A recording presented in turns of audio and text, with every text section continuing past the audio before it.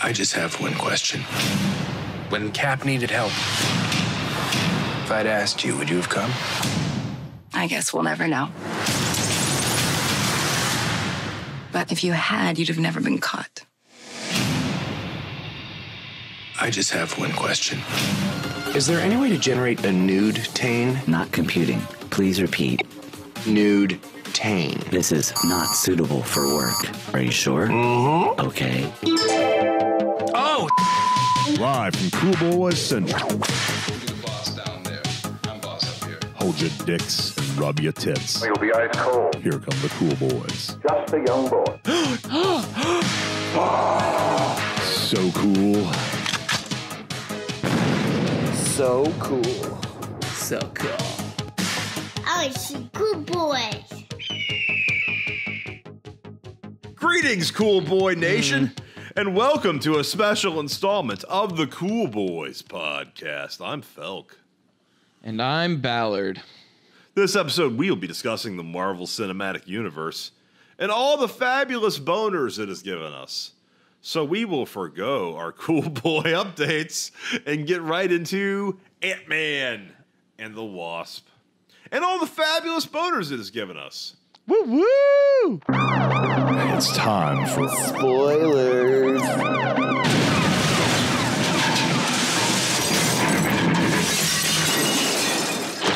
So juicy. All right, well, this is going to be a different spoiler cast. It'll be something more akin to the Ready Player One spoiler cast because, spoiler alert, Felk, have you seen Ant-Man and the Wasp? Nope. I mean, with Ready Player One, at least you had Corey to talk to. You're talking to a person who hasn't seen the movie and won't see it until it's on digital video, which is the same way I saw the first time Ant-Man. Didn't see that one in theaters either. So the way this one will be a little bit different is more, I'm not just going to talk at Felk.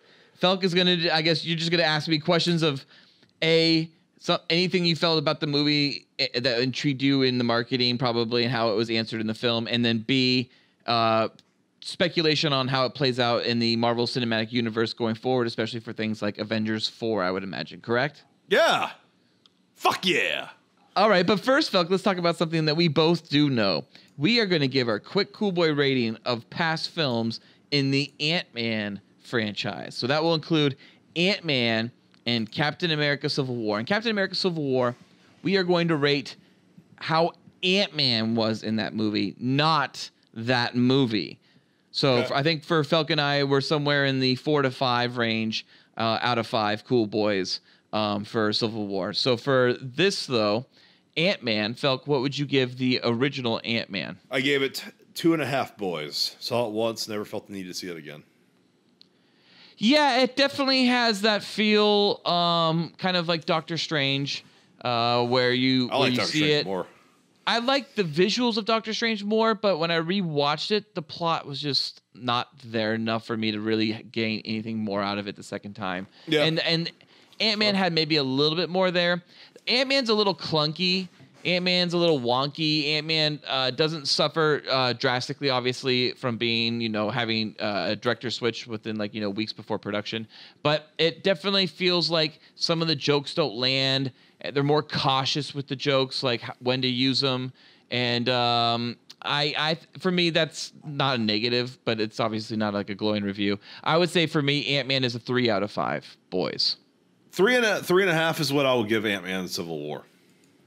Oh, okay. So you liked him more. Okay, yeah. He works better as an ensemble, just like Clueless. Paul Rudd's Small good doses. when he's in the background a little bit.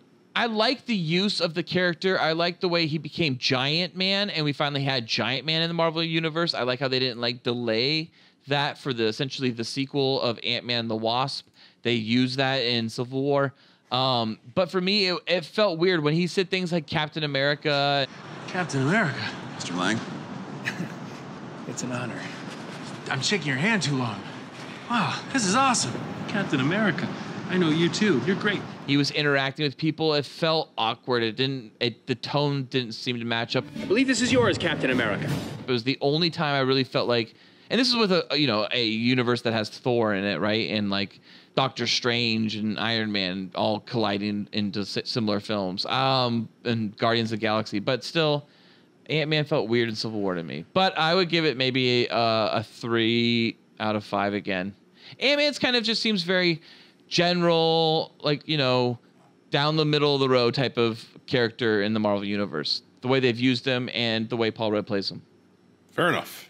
Now, next, we're going to get into Ant-Man and the Wasp, and at least Ballard's Cool Boy rating of Ant-Man and the Wasp. 3 out of 5, boys. That's pretty good. Just middle of the road. I mean, it's not like it's not a great movie. It's much more heavy on the comedy. It's much more Midnight Run. It's not as good as Midnight I Run. love Midnight Run. Robert De Niro. It is truly in your best interest to just relax. I'm totally relaxed. Charles Grodin. $2, that's all you're going to leave? That's 15%. That's 13%. These people depend on tips for a living. From the director of Beverly Hills Cop, Midnight Run. It seems very much like the film is structured around that type of comedy. Like the Ant-Man and the Wasp is very much an 80s comedy. Even the use of the villains, the kind of the humor, the playfulness of the film itself, the self-referential aspects of it. The Ant-Man and the Wasp definitely feels to me like it's like an homage to the 80s films, and especially things like Midnight Run. However, it's not as good as that. It's very simple. It's got some things that are wonderful, some great choices I enjoyed, but as a film, you're just like, all right, meh. It was good. It wasn't great. It wasn't horrible. And like this almost feels like it's a more negative review because of it. And it's not. It's just like you're just like, okay, sure. It feels like a more cohesive film and coherent film across the board. It doesn't feel to have the same awkwardness that Ant-Man had, where the jokes in Ant-Man and the Wasp seem to actually land and are more, actually, I had to, they're more funny. And you have more fun watching it. While I really felt like certain jokes in Ant-Man were just like, oh, that just fell in its face. Oops. So that's definitely a benefit to it. And the action's great. And it's good to see Peyton Reed. I mean, I've seen a fair amount of his movies. I love Bring It On. And I'll say that as gay as I want to. Bring It On is awesome. I'm not sure I really have a feel for what a Peyton Reed movie is. He kind of feels like a director for hire. I know he did like Yes Man. That's pretty bad. That's pretty bad. I liked Yes Man, but I wouldn't say I know what a Peyton Reed movie is. I'm just saying that like I know that Ant-Man was a Peyton Reed movie because it wasn't him emulating it as much as you. I guess the question I would have had back when I saw Ant-Man was how much of this movie is Edgar Wright, how much of this movie is Peyton Reed. Not much. And now having seen Ant-Man and the Wasp, I would say that I can be much more certain that Ant-Man is really a Peyton Reed film as opposed to an Edgar Wright film. Okay. Why don't you throw me some questions? I'm going to ask you the question I would ask anybody at Marvel, and maybe you can kind of answer your best answer for them is that, like, why, after the huge significance of Infinity War, do you think, like, the movie we want to see right now is Ant-Man? Like, does this movie convince you, like, why A, you care about Ant-Man enough that, like, this is the movie that should be coming out right now, and B, does it feels so weird to flash back before Infinity War and give me pre-Infinity War shit when all I really want to see right now is where Infinity War goes? You know, the movie does feel like, and this has been something I've heard over and over again on the internet about this movie, it's a palate cleanser. And it does feel that way, and it works that way. And it's barely affected by the plots outside of it. Yeah. And you That's do not what kind I want of... right now. What? That's not what I want right now. That's not why I didn't see it. It does further the MCU in other ways that seem much more akin to where Phase 4 is likely to go. And it does seem to be kind of important information that takes almost 2 hours to get there that will affect Avengers 4 to some extent. We can get in that now, later, whenever you want.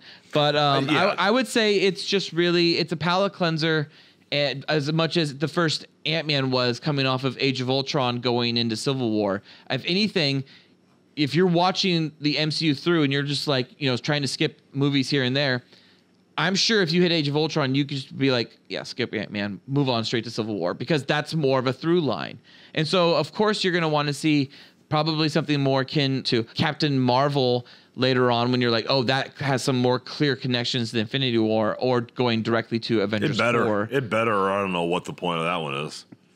Well, I do have a theory about the way Ant-Man ends the mid-credit sequence and going into Avengers 4 that we can get into later. Well, that is. I mean, it's not really a question, but it's just like that's when I decided not to see it, is because you asked about doing this episode. Like, do I mind if I get it spoiled? And I was like, I really just want to know how much Infinity War affects it. Like, if the spoilers for Infinity War, if the Thanos half the people snap happen in like the start of the third act, that would be like, oh shit, I gotta see this. That'd be fucking crazy. I just Google, Ant-Man and the Wasp Infinity War connections, and I see the post-credit scene ties together with Infinity. I'm like, fuck off.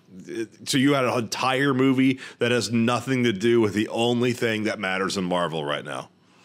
And then, and then give us a fucking little appetizer to wet us for a year and a half or whatever we have to wait. Yeah, that is accurate, and your assessment is pretty on the money. That is what happens. The whole movie goes on without a single reference really to Infinity War or anything going on in Infinity War. There's no invasion reference. There's no attack on New York mention. None of that happens in Ant-Man the Wasp. It is really, truly more of a direct sequel from Civil War and a continuation of almost every plot thread that was not tied up from the original Ant-Man. It is very tied into Ant-Man. Like, it is one of those things where you start watching it and you're like, this is truly a sequel to Ant-Man. Like, it does feel at the same time, it feels very like, okay, there is an Ant-Man trilogy in the works. Okay. Well, the second question then for you. This one of my favorite ancillary characters in the MCU. Does Howard Stark appear? No.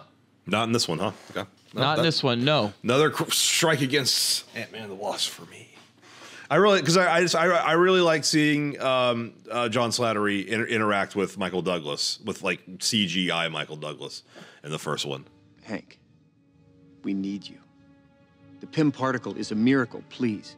Don't let your past determine the future. Why don't the two of you go fuck yourselves? I'm out of here. I like that whole rivalry between Hank Pym and like the Starks, and I like the line in Civil War where Ant-Man says like, Hank Pym told me never to trust a Stark. Hank Pym always said you never can trust a Stark. Who are you? Come on, man.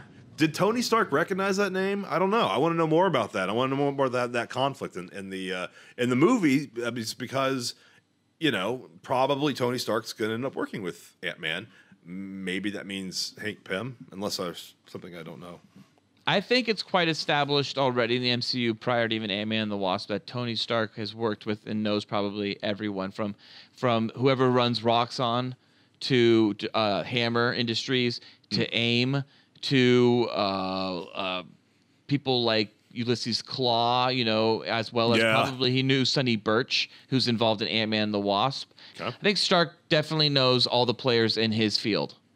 And so I think he would absolutely know Pym from Pym Particles. Unless he was retired or in hiding or whatever he was. He wasn't, though.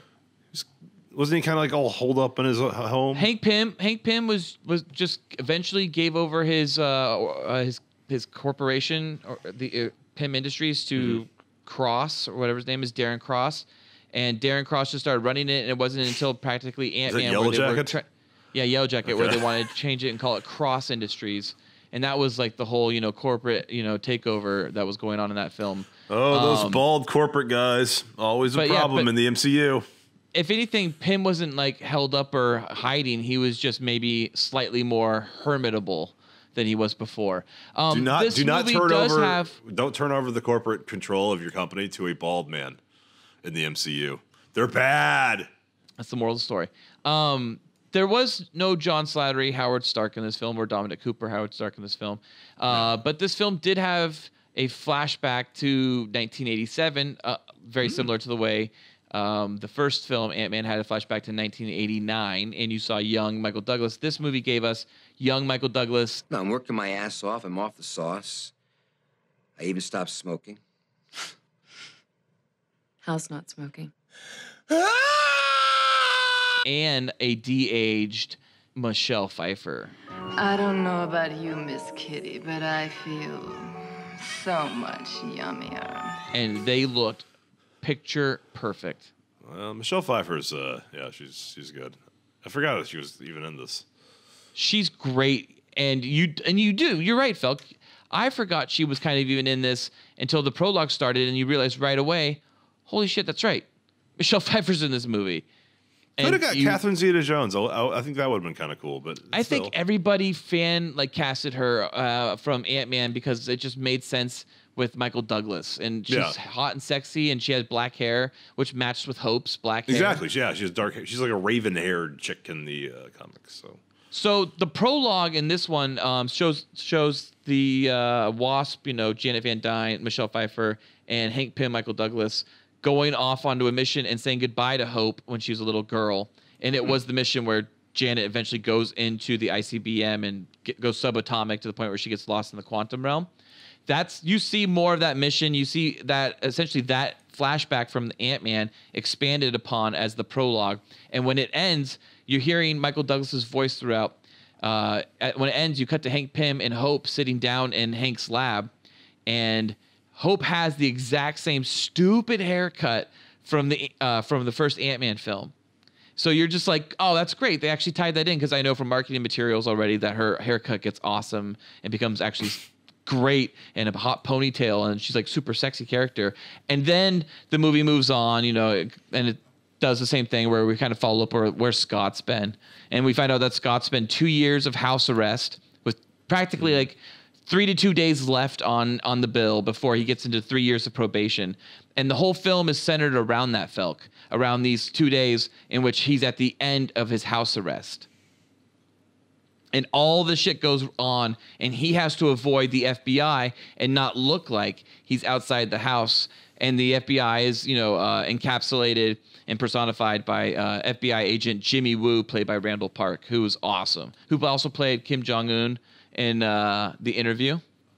Okay. I know the actor. Yeah, I didn't really like The Interview, honestly.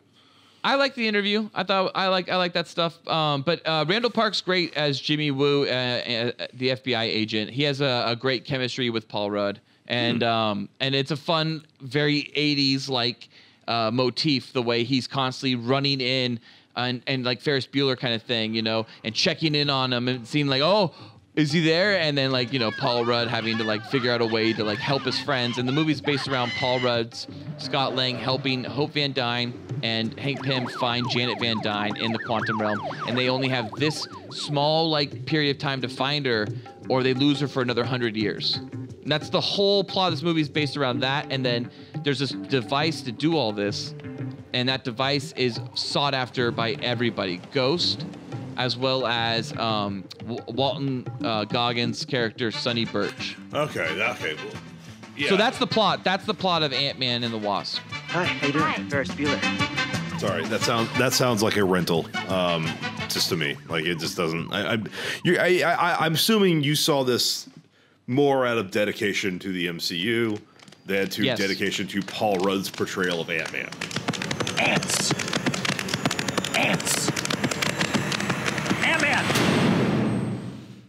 Nothing to do with Paul Rudd at all, really. Yes, this is something I would have watched on my TV at home. I didn't even see this in IMAX. I normally try to see MCU films in IMAX because they do resize the screens and have special formatted IMAX screenings. But and this one apparently was the same. But I didn't see it because it's just.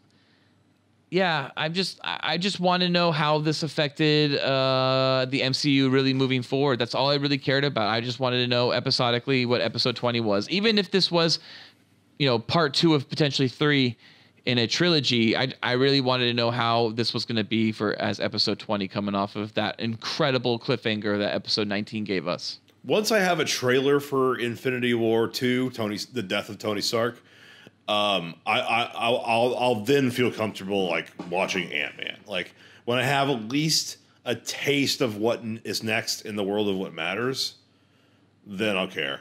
And I feel the same way about fucking Captain Marvel.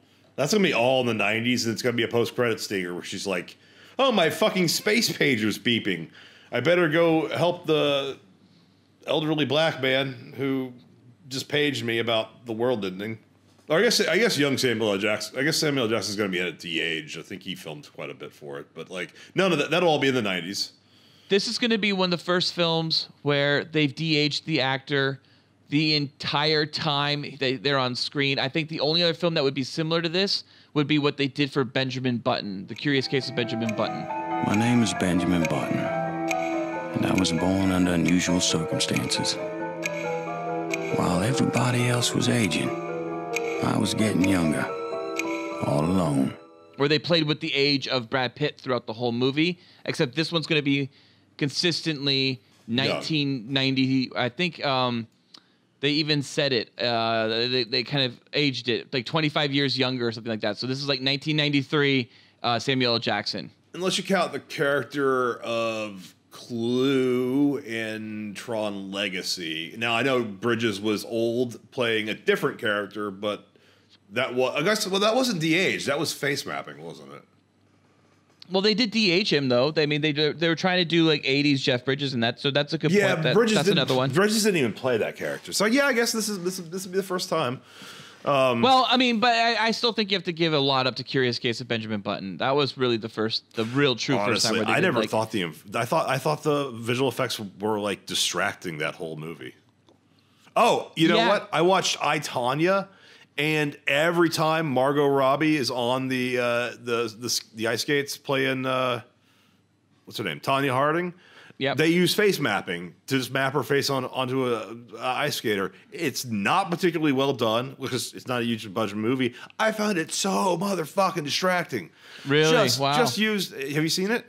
I have it actually right now here on Netflix DVD, but I have not watched it yet. Okay, well, I mean that's not a spoiler, but like, no, I don't think it is. I'm sorry I said that, but honestly, you would have seen it too. You know enough about this shit that like, there's no way it's not fucking distracting. First official digital face map.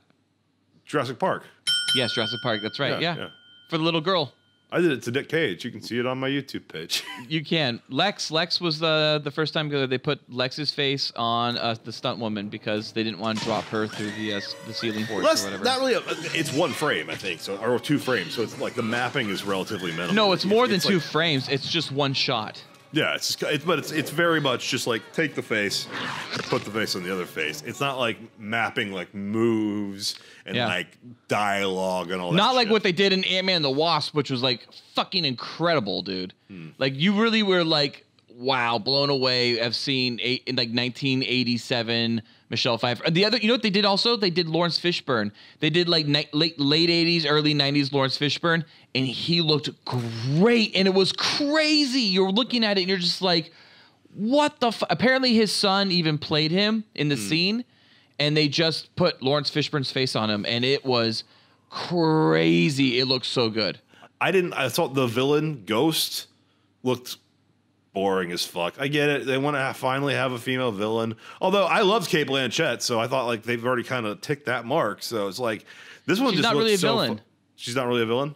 No, and that's one of the things this movie's really kind of cool about. This is one of the this is definitely one of those moments where I give it more credit, even though if I didn't really care for the film and kind of found it middle of the road, 3 out of 5. This is one of the things that I gave it high marks for, though. There isn't a real villain. There is not a twisty mustache, Obadiah Stane-esque, like Avengers Loki. Or Corey Stoll in the last one. I mean, he was or Corey Stoll's Darren Croft. He was just knockoff Obadiah Stane. Absolutely, huge knockoff. Yeah, absolutely. I think Screen Junkie's Honest Trailer was like all about that. Yeah. But yeah, so this one, Ghost isn't really a villain. I mean, she's kind of at first you're misunderstood as a villain, and then by the end of the movie, they literally call her, "Oh, our friend Ghost" or whatever, and they start trying to help her. Like the mid-credit sequence is even involved with them trying to get these certain quantum energies to help her, to help save her, because the whole movie Ghost is based around she needs to get this device, the the Pym is going to use to track Janet. She needs this device so she can get Janet, so she can take Janet's energy, quantum energy, to save Ghost because she's phasing and can't stop phasing. And it's an accident that happened when she was a child because her father, who's Egghead, Elias Starr, he dies in the beginning. So it's actually like he's another villain. He's actually a Ant-Man villain. He's a villain in the movie, and it's great is that you can almost see him as a Hank Pym villain, like Hank Pym's rogue, and then you almost have Scott Lang rogues. This would be a Hank Pym rogue, would have been Egghead. Anyways, he blows himself up and causes this huge like quantum explosion thing. They say quantum a lot in the movie, and everyone says this. Yeah, they say quantum a lot, and they call it out. Anyways, there's like this quantum-esque explosion that kills everybody in the room except the little girl who is Ghost. And then S.H.I.E.L.D. takes her and trains her into a special ops, and then she ends up doing special ops missions for S.H.I.E.L.D., but when S.H.I.E.L.D. collapses, like Nick Fury this whole time was like, we'll cure you, just work for us. And then everything goes to shit, and he's like, we didn't have the cure the whole time, sorry, whoops. And then, but you never see Nick Fury. That's just this is all told in exposition. And then Lawrence Fishburne's Bill Foster, he takes her under his arm. He's like, I'll help cure you. And so his perspective in the film then is that he starts off as just a friend they go to looking for help, to see if he has anything to like any information they can glean from him. Like, hey, we lost the lab. I was partners with Hank on a project called Goliath. How big did you get? My record, 21 feet. You? 65 feet. 65. If you two are finished comparing sizes. 65. The lab, this giant building you see in the trailers that they shrink up and down. Yeah. That constantly is in and out of their hands, and everyone's getting a hold of it and then has it for a little bit, and then it moves on to another person's hands and they have it for a bit, and it circles its way back to Hank Pym. Yeah. Anyways, they lose it. Hank Pym and Hope Dine and Scott Lang lose it, and they go to Bill Foster and ask for help. And then turns out Bill Foster's actually, quote unquote, bad, right? He's evil, but he's not evil. He's just helping out Ghosts. So it's always these perspectives with the villains. The only real villain in this movie would be Sonny Birch, and he's just like a weapons trafficker who wants to get this particular device so he can give it to his employer because his employer wants to pay billions for it. But you never find out who his employer is. That's like something they purposely lead off. And so you do get Thanos. Lawrence Fishburne as Goliath, Bill Foster as Goliath, essentially the villain. They talk about Project Goliath, like they mentioned in Iron Man 2 when Iron Man's like listing off a bunch of projects. So you do get the reference to Goliath, but you never see him get large. Like he never does what Goliath does in the comics, which is actually like grow to giant man size. I cannot tell you how little I care about the character of Goliath as portrayed by Lawrence Fishburne. Who's Perry White? You fucking turncoat? Apparently, he was asked to come back to Justice League or something like that, and he said no, and they were like, fuck you, and they didn't want him back anymore. So he's like, whatever, and so he moved on to Marvel. That's what it sounds like from all the different shit I've read. But yeah, so there's no real villain, and the closest thing would be really Sonny Birch. It's just a bunch of people that want something, and everybody kind of gets a rationale around why they want it, and that's about it. And of course, it works out in the end. Everything's fine. Sonny Birch's employer is interesting because I've tried to think about like who it could be. Thanos. I think within the context of Ant-Man, I think it's supposed to be Hydra, but. Are they still around? I mean, I'm unclear. Well, see, the thing is that none of the movies talk about him anymore. I'm guessing they're still the villains on S.H.I.E.L.D. Ant-Man talks about him. Ant-Man has references to Hydra after Hydra's already been outed of S.H.I.E.L.D. in Winter Soldier, which happened. You mean Ant-Man the Wasp, the new one? Ant-Man 2? No, the original Ant-Man. The people who are buying the Pym particles from Darren Cross at the end of the movie were Hydra. Mr. Carson introduced me to these fine gentlemen here, the representatives of Hydra. They're not what they were. They're doing some interesting work. Yeah, but that's before Civil War. And Civil War is when you it wasn't. It was. But Civil War has nothing to do with Hydra. Yeah, there's one Hydra member who's just like hanging out in his house, and Daniel Brühl knocks on his door, and he's like, "Hail Hydra!" as he dies. That's like I thought that was all Hydra was, just a bunch of like like single dudes like hiding and shit. Like they didn't have any presence anymore. They're all retired. Hail Hydra.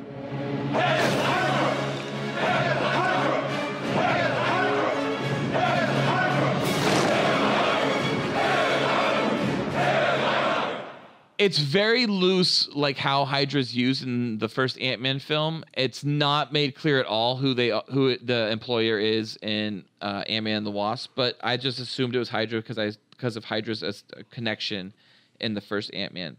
It could be AIM. It could be Justin Hammer. Maybe he's out of prison now. It could be a whole bunch of people. I would like it to be somebody we've seen before, kind of tied in. Coming back, connecting universes. I like when they did that. I like when they bring people from other films, other franchises into other franchises. So hopefully something like that. Like, I mean, they played the long game with William Hurt and brought him back after all that time. So maybe. Yeah, exactly. They did. I do. Okay. So another thing I don't care is just call it Ant-Man 2 or make a Wasp standalone movie. See, now here's something that I've heard on the internet. People are already saying the next film should just be called The Wasp. It should be go Ant-Man, the Wasp, and then just follow her storyline and kind of how Ant-Man is involved in it. Because she is a real character in this film. You follow her. She does not play like second fiddle to Ant-Man at all. And she's a good character. She's a fun character. She really is. Evangeline Lilly in particular to me. I don't like Evangeline Lilly. Is it just me or is she's such a weird person? I can't stand her. Her character, well, I don't say boring, but it was just like I did not care about her character from Lost. I did not care about her character from The Hobbit. I did not care about her character from Ant-Man. Yes. And I can't even think of any other things Evangeline Lilly's done. I agree all with that. I 100% agree with all of that. I did not care for her in the first Ant-Man film, and I hated her haircut. We have to go back, Kate. No! We have to go back! And I did not care for Evangelina Lilly and the way she talks to people at like Comic-Con. Con is kind of my world. Much love to all of you. I love my people. How she calls them, like people who go see a movie or like Lost in general, she calls them my people. I love my people. I love my people. I mean, I've never met her, but like I'm just like, oh, I don't like this kind of personality trait. However, she's awesome as Hope Van Dyne in Ant-Man and the Wasp. She is really good in it. Marvel has a great beat on this character. She is not like a Black Widow knockoff.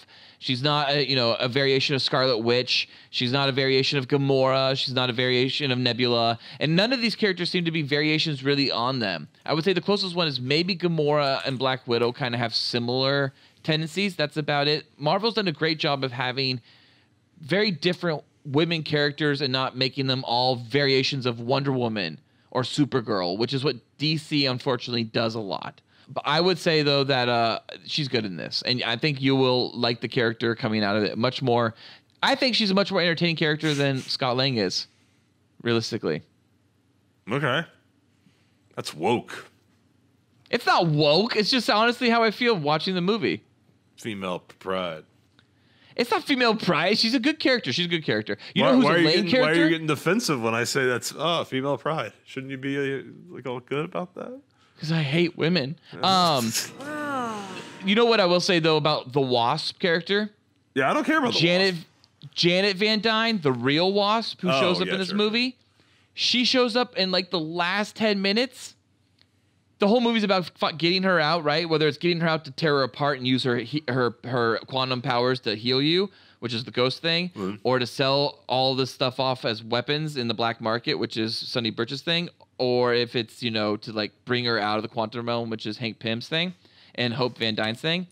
They get her out, and then she's like just immediately like just uses E.T. glowing fingers and touches Ghost and just heals her. Out of nowhere, she has these magical healing powers. Magical healing powers, Felk. And it's not explained at all. And then the movie just practically ends. And it's like done. And she goes, and then Janet Van Dyne and Hank Pym go off to like Hawaii on some like private island and put up the house they shrunk down from San Francisco and put it up all big right there on the beach. And it's just like, wow, we wrapped that up. So it's like, it was very heavy on, this will be all stuff dealt with in Ant-Man 3 or the Wasp or Ant-Man the Wasp 2, whatever the fuck they call it. But it was very odd and it was very 80s. And I didn't hate it because of that, but at the same time, it was just like, okay, all right, we're just not going to talk about this major thing that just occurred, I guess. And, we're just going to play it off as, the characters discussed it after. Not going to talk about this major thing that, sorry. Hey, we're not going to talk about this major thing that just occurred. It's like the theme of Ant-Man and the Wasp. And that's my aversion to it. Like, that does seem to be the case. And I guess Peyton Reed even kind of talked about that in a way in an interview I read where he was saying that that was like a Paul Rudd thing, like how Paul Rudd was always a step behind. And so he would ask the dumb questions because it was too confusing, and then it would be like, kind of move on. They would just move on with it rather than try to explain it to the audience. They would give just enough explanation to be like, okay, let's go ahead. And it's very, like I was saying earlier, self-referential in an 80s way like that. Like Weird Science kind of thing, like where you're constantly aware of the pseudo science that's going on. Yeah. Okay. And Hank Pym, he was good. Michael Douglas was good, and he was able to do a little bit more. They suit him up in an Ant-Man suit. There's a bunch of suits in this movie. There's an Ant-Man suit that from Civil War that's hiding the whole movie where Paul Rudd's character Scott Lang says it's actually been destroyed when it wasn't. He was secretly just stashing it, and they give him this like prototype quote unquote suit where it just fucks up the whole time and it makes him too big or too small. He's like the size of a toddler running through the school at one point at like a kid's school to get the actual Civil War Ant-Man suit that he mailed to his friend Luis, Michael Pena's character. But Hank Pym suits up in an Ant-Man suit and goes into the quantum realm, and so they gave Michael Douglas some shit to do, which was fun, and it was fun to see him get into a super baggy suit that did not highlight his muscles at all. He does not. Yeah, well, of course he doesn't have any. He does. He just kind of sits in a chair in the first movie. Like most of his role is chair based. They talk about that, and in a lot of interviews, Peyton Reed has talked about how he promised Michael Douglas to please come back for Ant-Man 2 because you will get a better character. You are literally exposition man in this movie, and I apologize for that. That's all you're here for is exposition this and exposition that. So they did give him a little bit more in this movie, but he's still exposition man, like very much so, along with Lawrence Fishburne's character. And then, so I mentioned Luis. Michael Pena was okay. Kurt and Dave. Kurt, I think, is I can't remember his name, something Dalshman guy, and Dave was T.I. They did their shit, whatever, didn't matter. Okay. And it was. They had funny moments with like Truth Serum and stuff where you got to do that montage stuff. Remember when Luis does that in the first film where it's like, I was talking to so and so. Ignacio's like, for real? And she's like, yeah. You know what? I can't tell you who my contact is because he works with the Avengers. Oh no. Yeah, and this dude sounds like a badass, man.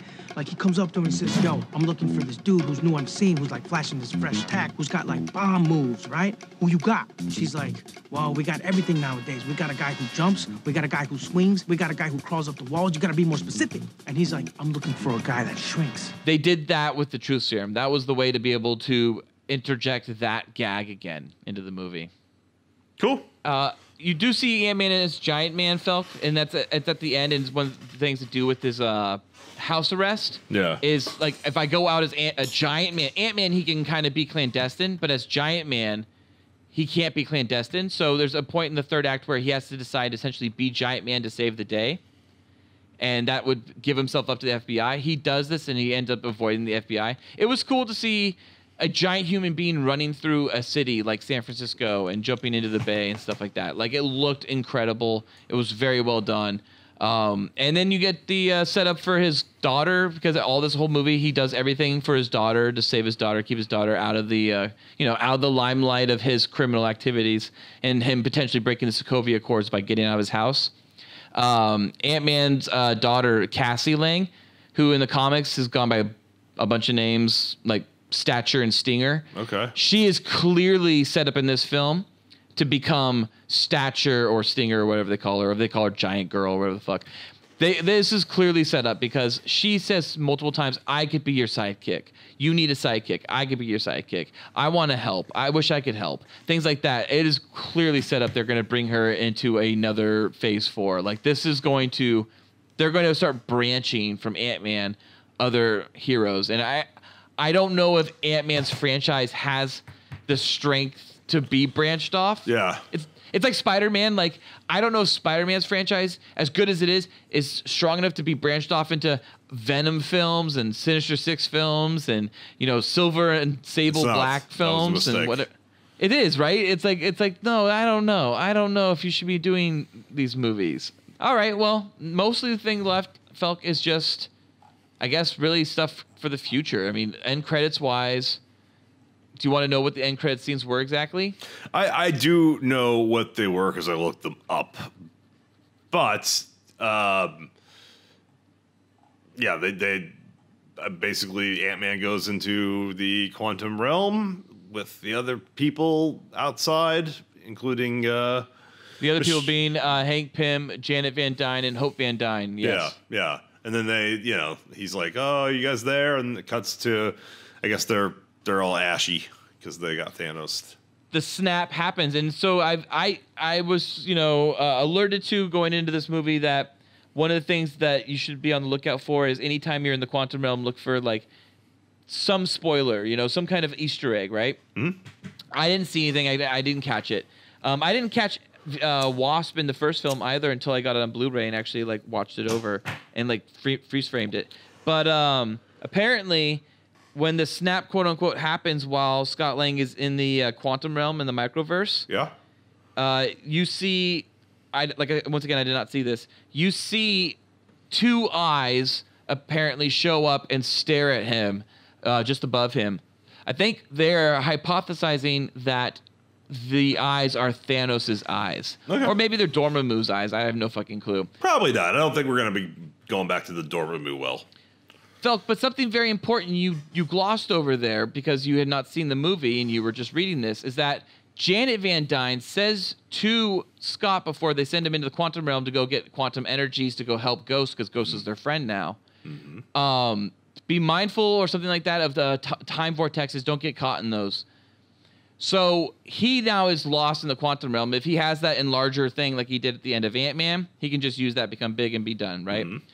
Or he's stuck in the quantum realm right now because he can't get back. And if he's stuck in the quantum realm, maybe he goes into one of these time vortexes. Like I said, remember, this was actually one of my guesses, was that at some point in the film, while they're in the quantum realm, the snap will happen, he'll come out of it, and the snap will already have been done. Well, he didn't come out of it. He's stuck there. But maybe he has to go venture through the quantum realm now to work through the Avengers in some form of time vortex shit. Because it's quite the name drop for Janet to say right before he goes in to the quantum realm out of nowhere. Like, of all things to be mindful of time vortexes. And something that this ties into with Thor 3, Thor Ragnarok, the mid-credit sequence, which had nothing to do with the movie, was Thor, Loki just standing on the ship and Thanos' ship showing up, right? And then you're kind of like, wow, that's a weird ending because, like, how do they start Infinity War? Well, they start Infinity War with literally what happens next. It's very likely, I'm thinking, that the prologue for Infinity War or Avengers 4 could be just Ant-Man lost in the quantum realm trying to get the fuck out for, like, 5 minutes. And then somehow stumbling across a time vortex, popping out in some other reality and dealing with, you know, the effects of 5 years, 10 years down the road from the snap. Interesting. I'm sure I will be able to watch it before Infinity War, and as long as I do that, I'm fine. Not Infinity War, Avengers 4. Infinity War 2.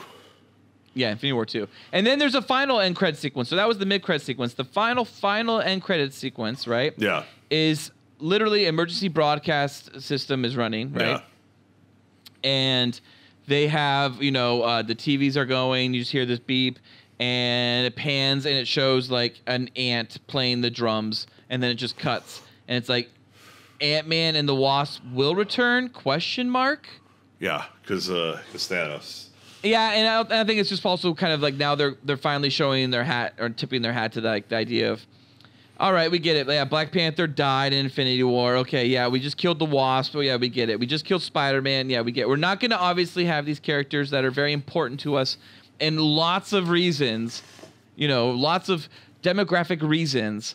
We're not going to have them gone. So, yes, they will return, but how? You'll have to tune into Avengers 4 to find out. I was blown away by mostly how this whole film was the de-aging, and I would love to see a 1980s Marvel film starring Michelle Pfeiffer, Michael Douglas, Lawrence Fishburne, and anybody else that would make sense for that. Howard Stark and Haley Atwell, and even Nick Fury, maybe like even younger Nick Fury, and have them do a mission and do like an Ant-Man prologue movie. I would love to see that. And I think that could be really fucking fun. And they have the technology, and if they're gonna test it with Captain Marvel with Samuel L. Jackson, I think that's awesome, and I hope it pans out, because it's a lot. It's a lot, I'm sure, to do that. I mean, those are the final shots of Ant-Man. The very final shot they turned in was the de-aging of Michael Douglas in the prologue, and the final shot they turned in, apparently, of Civil War, right before the movie aired, like 2 weeks before, was the Tony Stark barf sequence when he was talking to his parents. Absolutely, yeah. So, quick Cool Boy ranking of all films in the franchise. Civil War is number 1. I would say number 2 is Ant-Man and the Wasp, and number 3 is Ant-Man. Civil War's 1. Ant-Man's 2nd. I can't speak for the Wasp yet. All right, cool. So, Felk, having not seen the movie, rental? Yeah, are you gonna like kind of rush to rent it when it's available? Yeah. Or are you just gonna be like, I'll just make sure I see it before Avengers 4 comes out? Yeah, even when I don't care with Marvel, I usually watch it digitally as fast as I can. I think I actually bought Thor: Dark World just to be able to watch it before the rental window narrowed for $20, and I mean that was a mistake, but I'll probably do it again because I see most of them in theaters. Ant-Man's missable. I think this one probably would have been a good theater experience if only for the visuals in 3D and IMAX. And I saw it not in 3D and not in IMAX, so I could have easily have waited for DVD, but I definitely I need to know what's going on in the MCU. I'm an MCU junkie. Cool.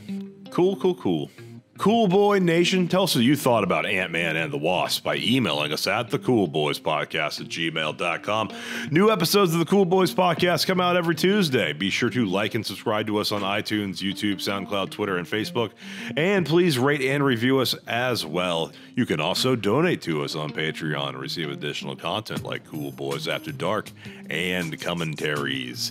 It only costs $1 and you will receive special access to content too hot to air. You can find the Cool Boys on Patreon at patreon.com/coolboyspodcast. And please check out our other great Cool Boy Central content with Batman and Beyond, the Cool Boys Podcast, on iTunes, SoundCloud, Google Play, and Patreon, where the Cool Boys have an uncensored discussion about Batman, the animated series. Everything ranging from bat tips to bat nips, and all the boners that they have given us.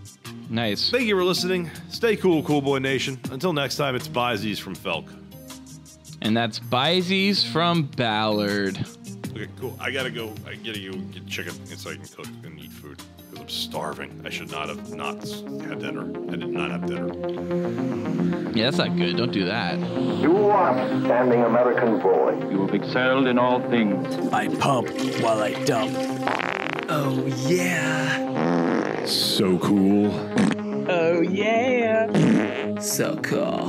Oh, yeah. So cool. Get out of here, damn silly. Get out of here! Oh, yeah.